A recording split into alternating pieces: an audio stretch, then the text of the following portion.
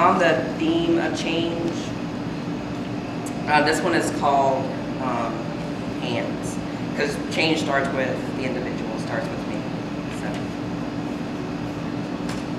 how can I make you understand the hands of a man that wears another shade or gender or sexual preference when your frame of reference has been shrouded in privileges since birth? Is it worth the battle to help you see things through the eyes of the oppressed, or those who are judged for things others take for granted, like doctor's visits and food to eat? Indifference breeds ignorance that feeds the stagnation of one nation under God, indivisible, and justice for some. The world is crumbling around you like the end of days, but you never look beyond your walls.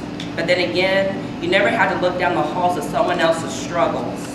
I find that those who do stand for change, and those who don't change tracks like a weed, believing it's not their problem to bear.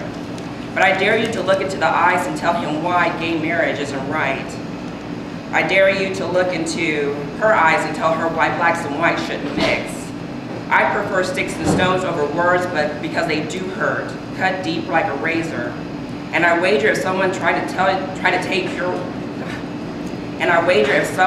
take away your right to speech, to vote, to marry, those very things you take for granted, you scream injustice like a civil rights activist.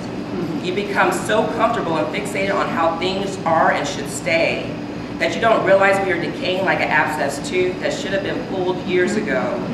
Because without change, we can never grow. We can never be more than a dead seed sown in the ground. Equality for all, no more and no less.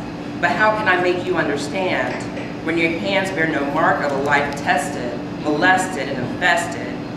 When you don't know what it's like to be treated less than? How can I make you understand?